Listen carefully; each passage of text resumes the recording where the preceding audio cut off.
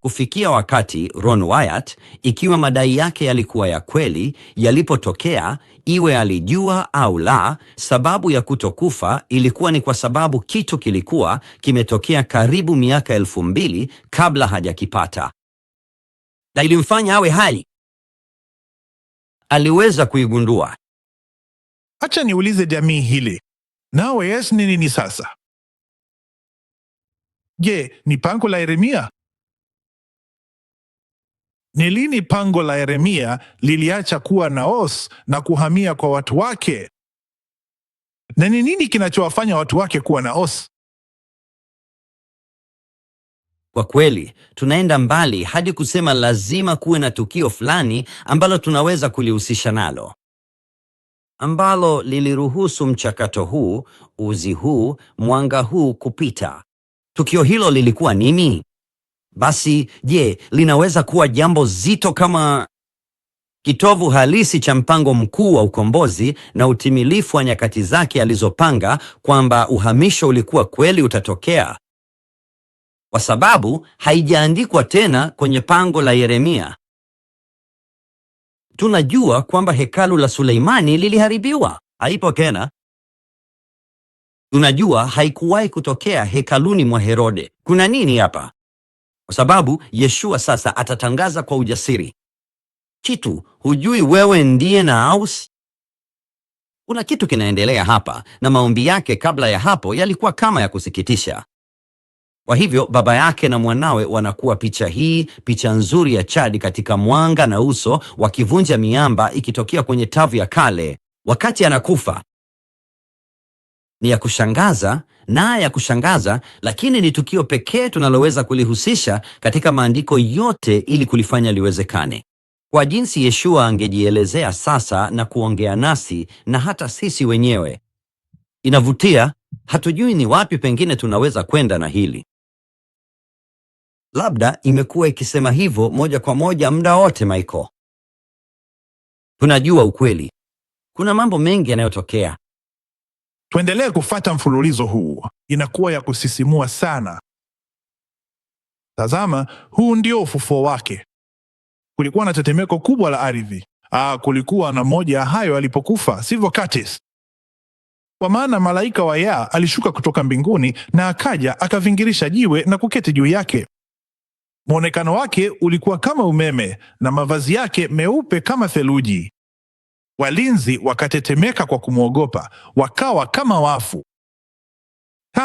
Tena fikiria, hawa ni askari wa Kirumi. Hawa ni watu walio na ugumu wa vita. Wameona yote na wanatetemeka. Na nini kilichopo? Nuru ikishuka kutoka kwa Elohim. Je, hii haivutii jinsi gani? Uwepo wa Elohim ni sawa na mahali patakatifu na umeunganishwa na uso huu. Unakumbuka Moshe akiingia kwenye mwanga wa kichaka kilichokuwa kikiwaka? Hebu tuvue viatu vya viatu, hasa kwako, viko kwenye ardhi takatifu. Unamaanisha uwepo wake unamfanya awe mtakatifu popote pale kulingana na Torati. Na je, maelezo haya nchini Uingereza yanapuuza hilo au yanathibitisha hilo? Jambo moja ni hakika. Uso wa Elohim, nuru, iwe nuru inajitokeza, lakini sasa inaonekana kuhusishwa moja kwa moja na Masihi Mikaeli. Ndiyo, kwa sababu tena, ikiwa umekuwa ukiburudisha hadithi za uongo, utakuwa na uelewa maalum wa kile tunachokaribia kusoma. Huyu ni Yesu aliyemtokea Mariamu Magdalene baada ya kufufuka kwake, na akasema, usinishike kwa maana sijapanda kwenda kwa Baba yangu, lakini nenda kwa ndugu zangu ukawaambie, ninapanda kwenda kwa Baba yangu na Baba yenu, kwa Mungu wangu na Mungu wenu. Sasa kinachofundishwa sana huko nje ni kwamba Yeshua anasema hivi kwa Mariamu kwa sababu amefufuka, na kama Mariamu angemgusa angemtia unajisi kwa njia ya kishetani kabla hajapaa ili ajitokeze katika hekalu la mbinguni. Nimesikia madai hayo. Hapa kuna jambo. Hadithi zinagonga tena. Vipi kama Yeshua anasema usinishikilie, kwa sababu ukimigusa utakufa? Yeye ni nuru ya ulimwengu, ametengwa, amefufuka sasa, hayuko tena katika mwili ulioanguka. Yeye ndiye mfalme aliyefufuka. Vipi kama Yeshua anasema anaokoa maisha yake? Kwa sababu tukumbuke, nuru kutoka kwa Naos ilimwangazia Yeshua alipokuwa kwenye Tarf, na sasa amefufuka katika nuru. Mwanga ulikuwa kila mahali kuzunguka kaburi la bustani. Na tunajua kinachotokea unapokaribia sana sanduku la Elohim. Unapigwa chini. Vipi kama Yeshua anasema usinishikilie? Kumbuka kwamba kwa sababu mambo yasipokwenda kama unavyotarajia, utajikuta unashuka kuelekea chini kabisa. Kifungu maalum. Tela, jinsi inavyofundishwa ni kwa dhana fulani tu, na si kwa, unajua, jambo moja ambalo limekuwa la kuvutia katika safari yangu kwa miaka mingi, ninapofikiria tu kwamba mimi ni mtu halisi kuhusu jambo fulani, niligundua tena kwamba mimi si mtu halisi vya kutosha. Majadiliano ya aina hii, na unajua, na mimi na Michael tunapopitia mafundisho haya, mafundisho ya nyakati zilizowekwa, au mafundisho yoyote tunayopitia, moja ya mambo ya kuvutia ni kinachoshangaza ni kwamba unagundua, nilikuwa halisi vya kutosha? Kama, kweli inasema hivyo? Inamaanisha kile inachosema na inasema kile inachomaanisha. Jambo moja la uhakika, pamoja na haya yote yanayotokea, yeye ni yule yule jana, leo na kesho. Kwa maneno mengine, sheria za Torati zingekuwa zinatumika hapa. Unaona, hiki ndicho cha kuvutia. Kama hajabadilika, tunaweza. Hatuoni maelezo mengine kwa hili isipokuwa hilo tu. Alikuwa akiokoa maisha ya mpendwa wake. Kwa kweli, huna sifa za kunigusa mahali hapa hivi sasa. Kwa sababu yoyote ile, yeye ni, tunaamini sababu hizo zinaweza kuhusishwa na maagizo na amri za Torati. Sasa hiki ndicho kinachosisimua sana kuhusu hili, kwa sababu baadhi yenu mnaweza kusema, vipi kuhusu Thomas? Anasema niguse.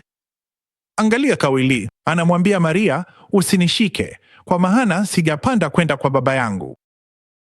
Moja ya utimilifu wa sikukuu za majira ya masika ni matunda ya kwanza. Sasa tumesoma nini hapa?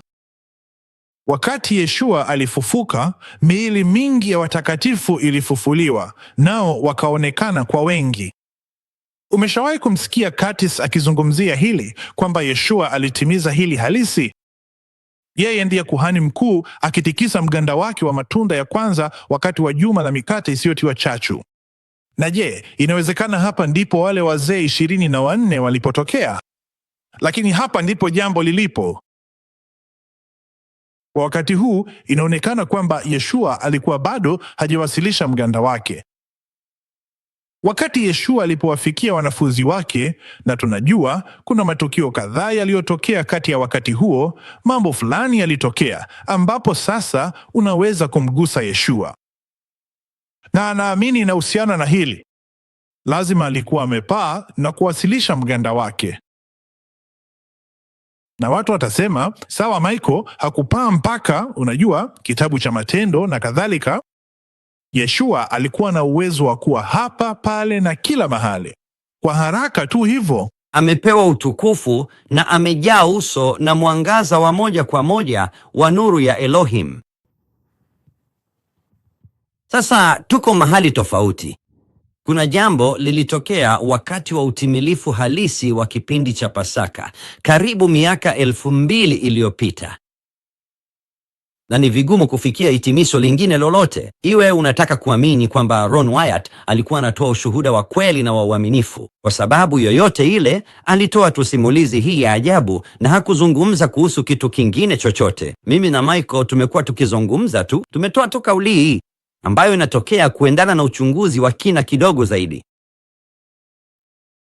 Lakini iwe unaamini au la, ni vigumu kuanza kufikia hitimisho lingine kuhusu kile kilichotokea kweli pale juu ya mlima wa kale. Hivyo basi, hii siyo kuhusu Ron Wyatt, wala madai yake siyo katika maana hiyo. Hii inahusu kile kilichotokea kweli katika uhusiano na ni nini hii nuru ya Elohim, haijalishi unataka kuamini nini. Hilo halibadilishi chochote kati ya hayo. Na ni muhimu tuendelee kuwa na mtazamo huo tunaposonga mbele, kwa sababu kuna mambo mengine ya kuvutia yanayotokea hapa. Michael, askari wanalipwa ili wafiche ukweli. Kuna jambo kubwa sana la ujasiri, jambo ambalo lilibadilisha msimamo wa mkuu wa walinzi hadi akakiri kwamba huyu kweli ni mwana wa Elohim. Sasa tuna simulizi nyingine tena inayohusisha utumwa wetu wa Kirumi. Wanakirumi wengi wanaingia kwenye picha hapa, ambao tutalazimika kuamini kwa sababu wanaanza kuona nuru. Je, kuna ladha kidogo inayojitokeza kuhusu tunakoelekea na baadhi ya mfululizo huu? Kwa sababu kuna Warumi hawa wote wanaojitokeza wanaona kitu. Mimi kuhusiana na mwanga. Walipokuwa wakienda, baadhi ya walinzi walikwenda mjini na kuambia makuhani wakuu yote yaliyotokea.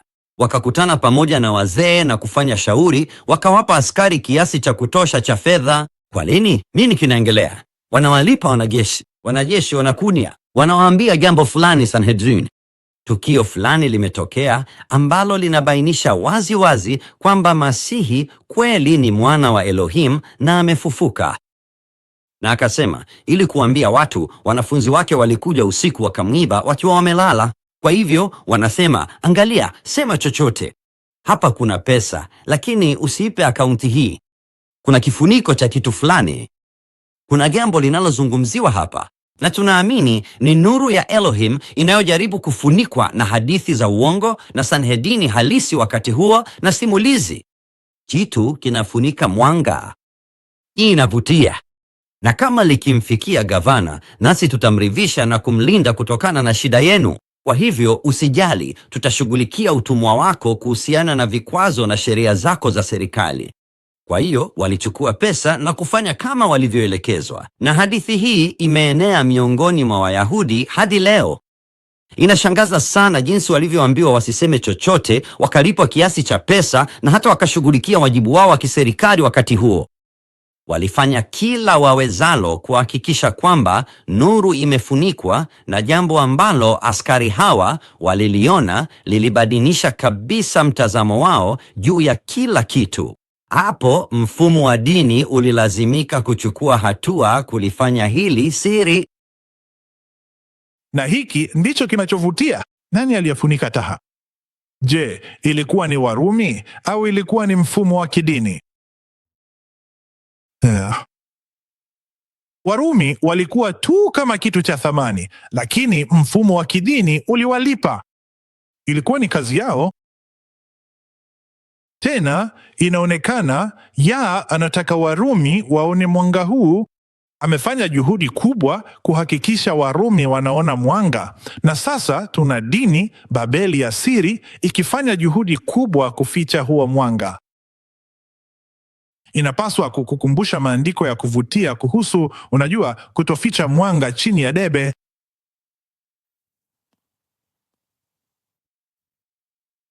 Hebu tuanze kumalizia sehemu hii ya kwanza. Tumeweka hapa ni nini adui alifunika. Tuna simulizi hii ya kuvutia sana katika kitabu cha Ezekieli kuhusu mfalme wa Tiro, lakini pia imetumika katika lugha hii inaonekana inaelekeza kwa adui mwenyewe. Inasema ulikuwa kerubi mlinzi uliyepakwa mafuta. Nilikuweka, ulikuwa juu ya mlima mtakatifu wa Elohim, katikati ya mawe ya moto ulitembea. Sasa kwa Kiebrania, moto na mwanga ni kitu kimoja kwa sababu hawakuwa na umeme wakati huo. Ulikuwa huna lawama katika njia zako tangu siku ulioumbwa hadi uovu ulipopatikana ndani yako. Kwa wingi wa biashara yako, ulijaa jeuri ndani yako na ukatenda dhambi. Kwa hiyo nikakutupa kama kitu kichafu kutoka kwenye mlima wa Elohim, na nikakuangamiza, ewe kerubi mlinzi, kutoka katikati ya mawe ya moto. Sasa unapochimba zaidi hapa, kwanza kabisa neno kerubi kwa Kiebrania keruv, fikiria kuhusu makerubi, fikiria viumbe hai, sivyo? Tunajua kwamba kutokana na masimulizi katika maandiko kuna viumbe hai 4. Hapa inasema wanaitumia.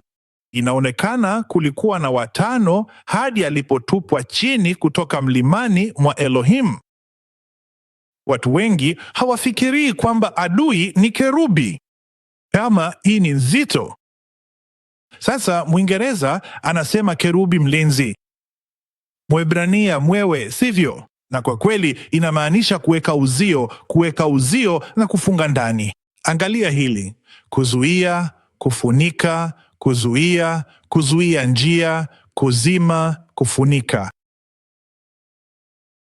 Kama Shetani mpinzani alikuwa amekizunguka kiti cha enzi kama kerubi, kama mmoja wa viumbe hai 5 vya awali kabla hajatupwa chini. Inakuambia nini kumuhusu? Alikuwa akichuja nini? Alikuwa akizuia nini kumkaribia? Alikuwa akifunika nini? Kwa sababu tena tunaona Yar akijitahidi sana kuangaza nuru yake. Na hapa adui angeonekana kuifunika. Mamlaka ya kidini yalikuwa yakifanya nini katika kuwalipa Warumi? Kuficha mwanga. Inaweka mwelekeo mpya kabisa kwa Yeshua, ikiwaambia waumini, ninyi ni wa baba yenu Ibilisi. Unaficha kitu. Unazuia, unajua. Yeshua angesema, ole wenu Mafarisayo, kwa kuwa mnawazuia watu kuingia katika uzima. Tena Yeshua alikuwa akiwaambia nini? Na kwa hivyo hii itaanza kuwa sehemu ya changamoto yetu. Labda, je, tunaangaza mwanga au tunaufunika? Kwa hivyo nini kitatokea wakati wa kurudi kwa Masihi, wakati wa kutimia kwa nyakati zilizowekwa za kuanguka? Ndiyo, tuna milima 7 ya eneo la Yerusalemu. Cha kufurahisha ni kwamba huyu alikuwa mmoja wa wagombea wa mahali pa kukaa pa kahaba wa Babeli. Na makaa pia inahusishwa na hili. Unajua, hizi milima 7 ambazo anakalia. Hata hivyo, eneo kubwa linalozunguka hekalu na mahali lilipo, hizi milima 7 maarufu za eneo la Yerusalemu. Na kile nilichogusia kwa kifupi na nilikuwa nikiashiria katika eneo hili pia ni mlima wa Mizeituni. Hivyo hili ni jambo la kuvutia. Basi tuendelee hapa kwa sababu kuna jambo linaendelea ambalo tumeelezwa lililomo katika unabii wa kuvutia wa nabii mkuu Zekaria.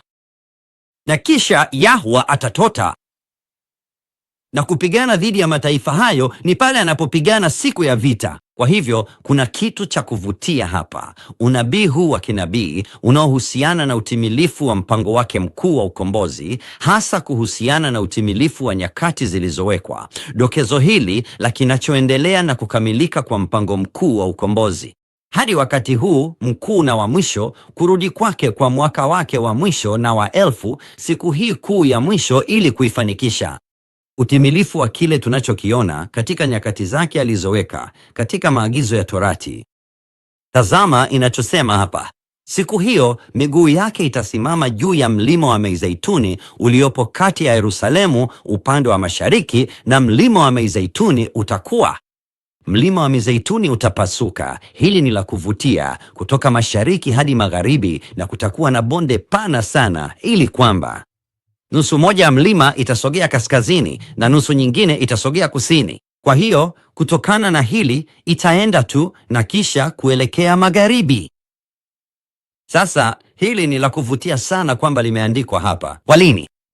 Kwa nini hili liandikwe? Kwa hiyo tukizidi kusonga mbele hapa, Zekaria anaweka kumbukumbu hii kuhusu kuja kwa pili kwa Masiha.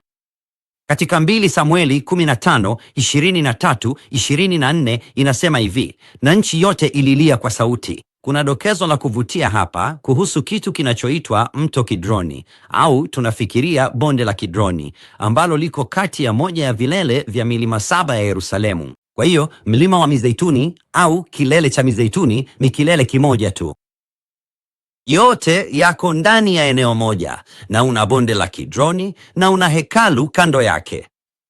Ilijengwa. Sasa hili linavutia hapa katika simulizi hili kwa sababu huu ni mkimbio wa Mfalme Daudi kutoka kwa mwanawe Absalomu, ambaye nadhani hapa ndani angekuwa picha kivuli ya adui anayemfuata baba yake. Sasa cha kuvutia ni kwamba kuna kutajwa kwa hili Kidroni, na nchi yote inalia kwa sauti kubwa, na watu wote walipopita na mfalme akavuka kijito Kidroni.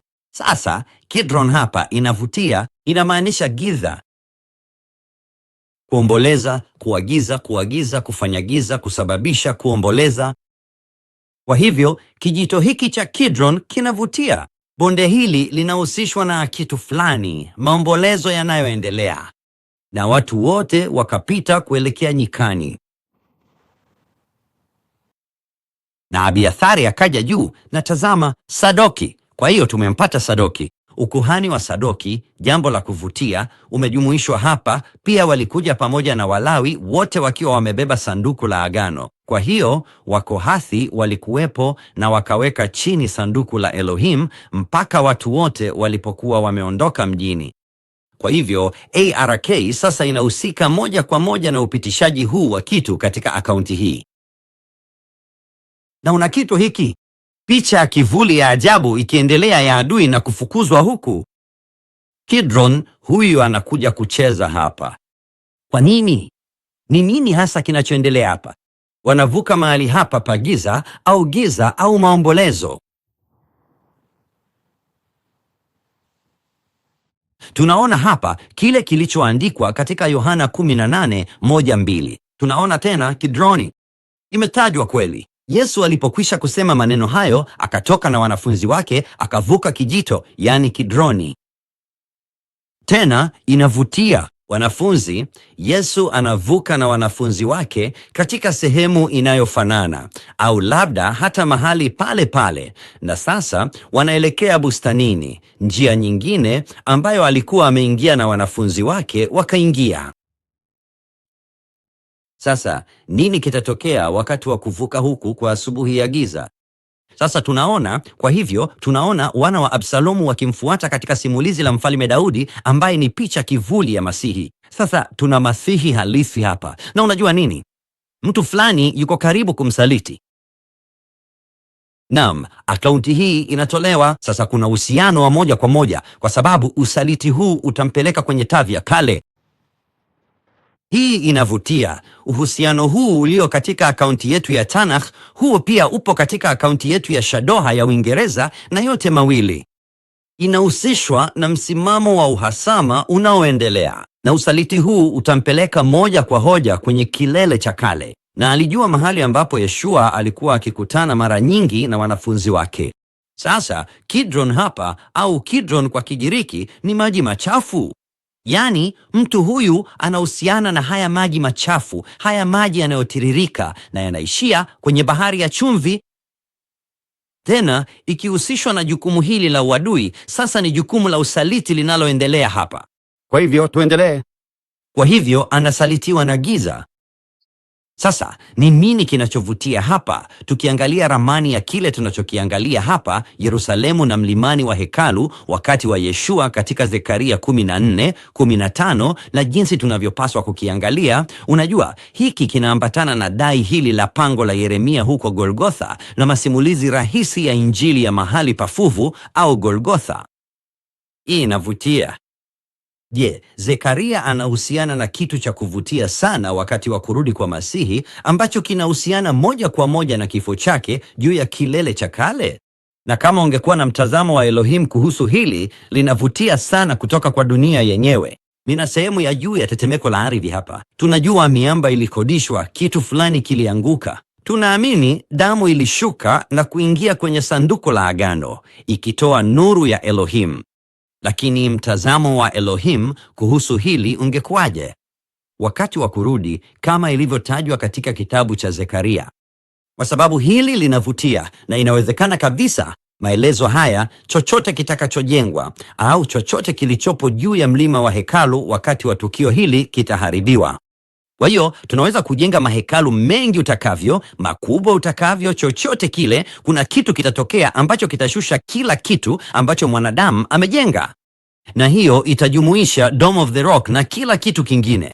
Lakini bonde la Kidroni liko kati ya hizi mbili, na tunajua kwamba kuna tetemeko la ardhi linalotokea kutoka mashariki kwenda magharibi. Je, inawezekana kwamba Elohim mwenyewe, Yeshua, akishuka juu ya mlima wa Mizeituni atafunua sanduku lenyewe? Na ili tetemeko la ardhi likitokea, kwa kweli linaelezea cha kushangaza mstari wa moja kwa moja kutoka mlima wa Mizeituni katika maelezo haya, moja kwa moja hadi mahali ambapo madai ya pango la Yeremia yanawezekana. Kinachovutia ni kwamba ukichukua bonde la Kidroni pamoja na hili na mahali hapa pa kusogeza giza, hii ingekuwa msingi au msumari wa T ya kale kutoka mtazamo wa dunia.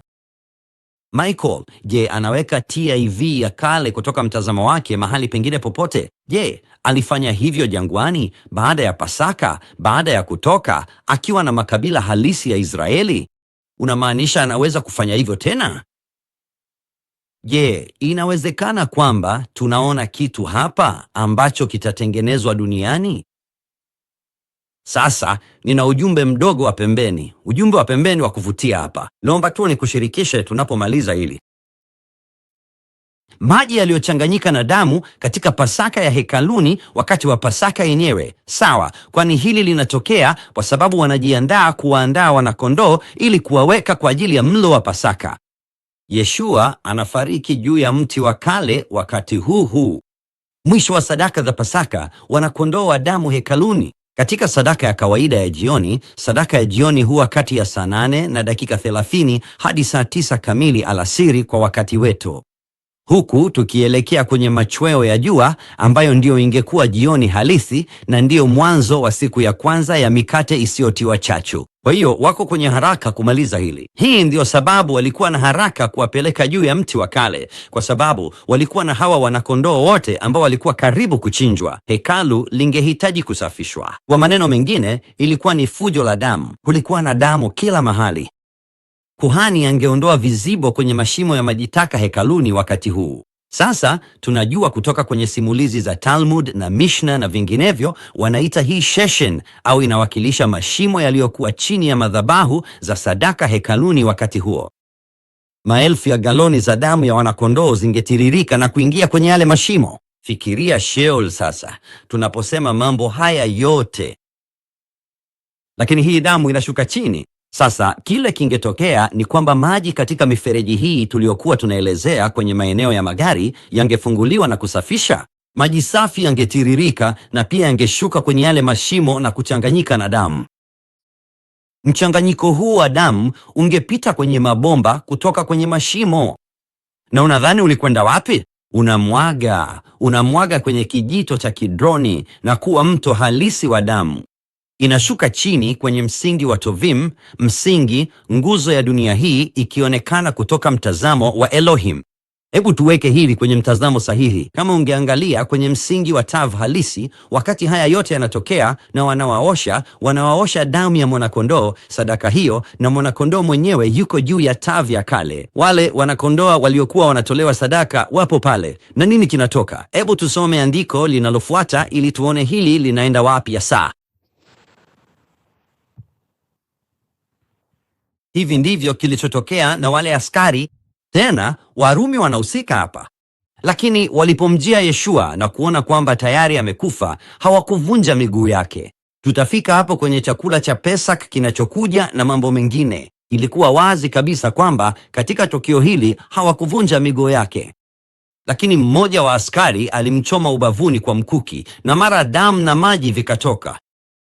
Kwa hivyo, wakati tukio hili likiendelea hekaluni, likitoka pembeni mwa hekalu, likipanda hadi kwenye kijito cha Kidroni, wakati huo huo, maji na damu, viskosi, inatoka kwa Masihi, hekalu halisi. Kama unaamini hili ni bahati mbaya wakati wa utimilifu halisi, nina habari njema kwako. Unaona kitu cha kushangaza? Kwa mtazamo wangu, una mtazamo wa kweli wa Elohim wa kuangalia mti wa mateso chini ya bonde la Kidroni likigeuka kuwa mto wa maji na damu ukitoka pembeni mwa hekalu, huku tukio hilo likitimia halisi, likitoka kwenye hekalu halisi sasa, na halisi kabisa, likitoka ubavuni mwa Masihi. Kama kuna yoyote kati yenu hafikirii hili ni la kuvutia, sawa tu. Mimi na Michael tunaliona hivyo. Kuna jambo linaendelea hapa ambalo ni Elohim tu anaweza kuandika, na anaweza kulifanya nje ya mipaka ya muda. Anaweza kuangalia mitazamo yake, na je, anaweza kujua kile ambacho kingekuwa utimilifu wa tavi ya kale na jinsi ambavyo kingetimia? Na je, alikuwa anaangalia bonde la Kidroni au mahali hapa pa maombolezo palipoanza kama kawaida kuwa msingi ya beseni hiyo la udongo lililopo kweli? Inakuwa ni mengi sana, inaanza kufanya, unajua, inatufanya tujue kinachoendelea hapa. Sijui hata kama tunaweza kukaribia haki ya kile ambacho Elohim anaweza kuwa akikifunua hapa tunapokaribia mwisho wa enzi, na kile anachotujulisha kwa wakati huu, lakini inatuweka macho kwa saa zote za usiku.